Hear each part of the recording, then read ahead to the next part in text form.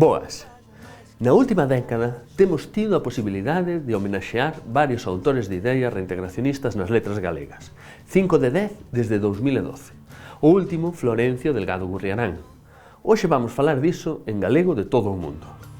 Non fago máis que atopar xente distinta que a mesma teima que a min.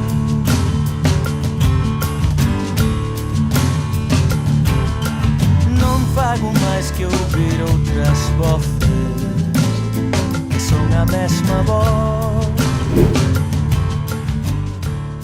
Aproveitando que a figura homenaxeada este ano polas letras galegas é Florencio Delgado Gurriarán, Eduardo Maragoto chama a atención sobre a presenza do ideal reintegracionista no autor homenaxeado deste ano e noutros da última década.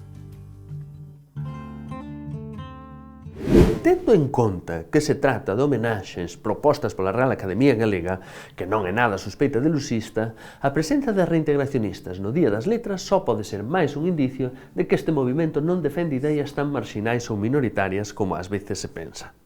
En 2012 tivemos a homenaxe a un dos primeiros e máis importantes, Valentín Paz Andrade, que estivo activo no lusismo até a súa morte, participando mesmo na Comisión Galega do Acordo Ortográfico da Lingua Portuguesa, en 1986. Con toda a xustiza, a lei que recoñece os vínculos históricos do portugués coa Galiza leva o seu nome.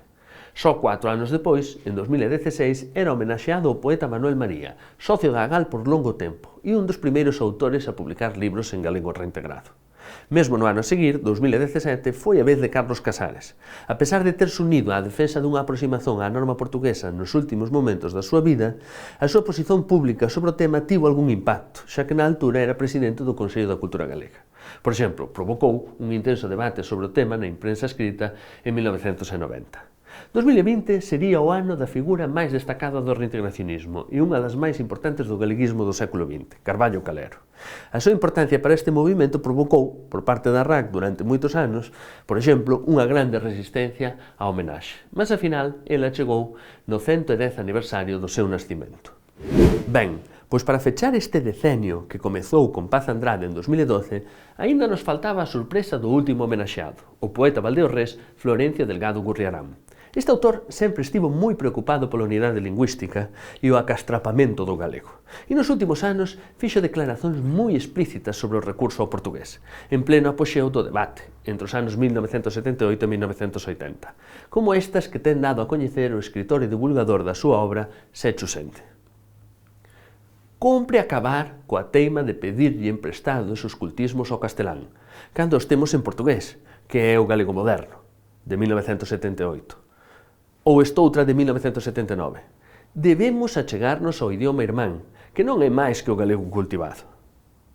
Un ano máis tarde, en 1980, aínda foi máis explícito, situándose claramente de un lado do debate, pois citou 3 dos seus referentes. Penso, como Carballo Calero, Paz Andrade, Rodríguez Lapa e moitos máis, que a salvación do galego como lingua de cultura está no achegamento ás variantes irmás xa cultivadas, sen perder, non faltaba máis, a nosa enxebreza.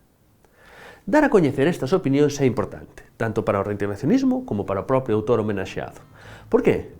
Pois porque foron realizadas nos últimos anos da súa vida, depois de dedicar grande parte da súa obra á reflexión lingüística. De maneira que, probablemente, serán estas conclusións e non a súa pulsión máis enxebrista anterior as que proxecten o seu contributo no futuro. Non fago máis que atopar xente distinta que a mesma teima que a min.